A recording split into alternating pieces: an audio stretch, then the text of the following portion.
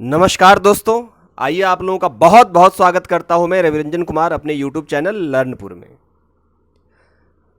करत करत अभ्यास के जरमत होत सुजान, रसरी आबत जात है सिल पर परत निशान। देखिए, अभ्यास का जीवन में बहुत ही महत्वपूर्ण स्थान है। अभ्यास के द्वारा अब बड़े से बड़े काम को आसानी से कर सकते हैं। अभी जो मैं आपको बोल रहा हूं कि जरमत होत सुजान, जड़ का मतलब होता है मूर्ख व्यक्ति, महामूर्ख। वह भी अभ्यास के द्वारा सुजान हो सकता है। सुजान का मतलब होता है विद्वान, ज्ञानी व्यक्ति, निपुण, जिसको आप निपुण कहते हैं। और आप देखे होंगे कि कुएं पे निशान पड़ा रहता है, कुएं की दीवार पे अंदर की तरफ से, और वह एक पतली सी रस्सी, मुलायम सी रस्सी बार बार कुएं की दीवार पे ऊपर नीचे हो करके लकीर बना देता है, और वह लकीर कुएं में हमेशा हमेशा के लिए रहता है। बताइए क्यों संभव हुआ ये? बार बार अभ्यास के द्वारा हुआ ये। तो आप जीवन में अभ्यास करके जिन चीज़ों को प्राप्त करना चाहते हैं निश्चित रूप से आप प्राप्त कर लेंगे, यह बिल्कुल सत्य है। तो आइए, यदि आप बिहार में टीचर बनना चाहते हैं तो आपको मैं केवल 5 मंत्र दूंगा, 5 पॉइंट बताऊंगा। यदि आप वह 5 पॉइंट रट लेते हैं, समझ लेते हैं, तो टीचर बनने से आपको कोई भी नहीं रोक सकता। तो आइए, टाइम बिना बर्बाद किए देखते हैं कि वह 5 पॉइंट क्या है। सबसे पहले, क्या आप वर्तमान में किसी प्रतियोगी परीक्षा की तैयारी कर रहे हैं? दूसरा, कोचिंग अभी लेना जरूरी है कि नहीं? तीसरा, कौन सी किताबें पढ़ें? चौथी बात, कितने घंटे पढ़ें? पांचवा, कैसे पढ़ें? चलिए, सबसे पहले देखते हैं कि क्या आप वर्तमान में किसी प्रतियोगी परीक्षा की तैयारी कर रहे हैं। यदि आप तैयारी नहीं कर रहे हैं तो बहुत अच्छी बात है, कर रहे हैं तो उससे भी अच्छी बात है। लेकिन नहीं कर रहे हैं ना, होता ये है कि बहुत सारे लोग सी-टेट, बी-टेट या बी-एड सी-एड करने के बाद जो है ना, कहीं और भी कोई दूसरी नौकरी करने लगते हैं और कहीं और कुछ और रोजगार अपना लेते हैं। तो वैसे में क्या होता है कि पढ़ाई से उनका वास्ता थोड़ा दूर हो जाता है। तो उन लोगों के लिए सजेशन है कि आपको कंटिन्यूसली उन विद्यार्थियों के तुलना में ज़्यादा पढ़ना पड़ेगा जो विद्यार्थी पहले से किसी कंपटीशन की तैयारी में लगा हुआ है। क्योंकि जो वर्तमान में कंपटीशन में लगा हुआ है उनकी बहुत सारी जो है ना ऐसे फैक्ट्स वगैरह हैं जो रटा रटाया है, और उनको आपके तुलना में कम मेहनत करने की ज़रूरत है। तो सावधान हो जाइए। यदि आप किसी जॉब में हैं तो कुछ दिन के लिए या तो जॉब छोड़ करके तैयारी कर लीजिए, क्योंकि अगस्त में पेपर होने जा रहा है। तो आपको जून बीत रहा है, जुलाई, अगस्त, तो लगभग आपके पास 1.5-2 महीने टाइम है। तो आप जॉब क्विट कर सकते हैं या छुट्टी ले सकते हैं विदाउट पे। लेकिन आपको तैयारी जो है ना उन स्टूडेंट के तुलना में ज़्यादा करना है जो कंटिन्यू पहले से तैयारी कर रहा है। तो इसीलिए मैं बताया हूँ यहाँ पे कि क्या आप वर्तमान में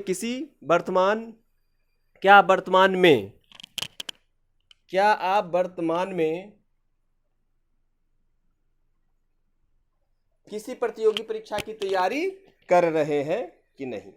चलिए, अब आगे वाला पॉइंट देखिए, इससे भी महत्वपूर्ण साबित होने वाला है। कोचिंग अभी लेना जरूरी है कि नहीं? तो देखिए, मेरा मानना है कि कोचिंग की अभी बिल्कुल जरूरत नहीं है।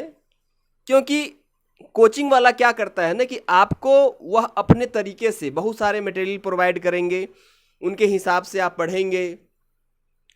लेकिन आप यदि डिसिप्लिन्ड लाइफ जी रहे हैं, अनुशासित होकर के जी रहे हैं, और आपको अपने आप पे भरोसा है, तो कोचिंग की बिल्कुल जरूरत नहीं है। अब आगे वाले पॉइंट्स हम ये क्लियर करेंगे कि बिना कोचिंग कौन कौन से वो मटेरियल है कि आप पढ़ करके एग्जाम को आराम से क्वालिफाई कर सकते हैं। तो कोचिंग लेना बिल्कुल जरूरी नहीं है, क्योंकि अभी जितना हो सके आप मार्केट से प्रैक्टिस सेट उठाइए। और एक बुक की अभी मैं आगे नाम बताऊंगा, उस बुक की आपको बार बार अभ्यास करना है। अभी आगे हम बात करेंगे कौन सी किताब पढ़े। तो देखिए स्टैटिक पोर्शन के लिए जो परंपरागत जीके जीएस है उसके लिए रामबाण बताऊंगा। एक ही किताब है जिस किताब को आईएएस की तैयारी करने वाले भी पढ़ते हैं, बीपीएससी की तैयारी करने वाले पढ़ते हैं, रेलवे वाले भी पढ़ते हैं, बैंकिंग वाले भी पढ़ते हैं, एसएससी वाले भी पढ़ते हैं। वो किताब है, सबको याद होगा, कमेंट करके बताइए। वह है लुसेंट। लुसेंट सामान्य ज्ञान और लुसेंट सामान्य विज्ञान, दोनों आप लेकर के सब्जेक्टिव ऑब्जेक्टिव पढ़ जाइए, 90% आपकी तैयारी हो जाएगी। अभी तो आपको खैर विश्वास नहीं होगा क्योंकि इतने कोचिंग वाले के चंगुल में फंस गए हैं, इतने यूट्यूब वाले के चंगुल में फंस गए हैं, इतने जो है ना टेलीग्राम वाले के चंगुल में आप फंस गए हैं कि आप सुन करके आप दिन रात वही देखते रहते हैं, पढ़ते कम हैं और इन चीज़ों पे ज़्यादा रिसर्च करते हैं, क्या पढ़े ना पढ़े, कहाँ जाए नहीं जाए। इसके चक्कर में आप जो है ना कुछ भी नहीं पढ़ पा रहे होंगे, मुझे मालूम है ये चीज़। तो प्लीज़ इधर उधर ना भटके, वह ये जो किताब बताया हूँ ना ये लेकर के सबसे पहले आप उसको बार बार जितने बार रिवीजन कर सकते हैं रिवीजन कीजिए। कितने घंटे पढ़े, ये वाला पॉइंट जो है ना काफ़ी थोड़ा जवाब देना बड़ा मुश्किल हो जाता है। देखिए कितने घंटे पढ़े नहीं पढ़े ये डिपेंड करता है आपके ऊपर कि आप जो है ना कितने सतर्क होकर के पढ़ते हैं, कितने शांत होकर के पढ़ते हैं, चीज़ों को कितने स्पीड से आप ग्रैप्स करते हैं, कितने जो है ना तेज़ी के साथ चीज़ों को आप मेमोराइज करते हैं। तो इस पर ये डिपेंड करता है आपके ऊपर। अब देखे होंगे कितने बार देखने को आपको मिला होगा कि कुछ लोग जो है ना 10 घंटे 12 घंटे 15 घंटे भी पढ़ लेते हैं, लेकिन आउटपुट क्या होता है, 0। तो उस कंडीशन में घंटा फिर जो है ना घंटा हो जाता है।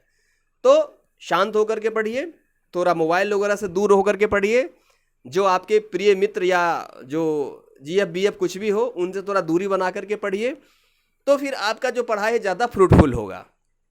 तो घंटे में अपने आप को मत बांधिए, बस क्वालिटी टाइम अपने पढ़ाई के लिए दीजिए कि आप जब शांत हैं, जब आप खुश हैं। और ये भी नहीं कि रात में पढ़े कि दिन में पढ़े सुबह में पढ़े, जब आपको पढ़ने का मन कर रहा हो, जब आपका दिल कर रहा हो कि अभी मैं पढ़ सकता हूँ, वह सबसे बेहतर टाइम होता है पढ़ाई करने के लिए। तो उस समय पढ़ाई करिए।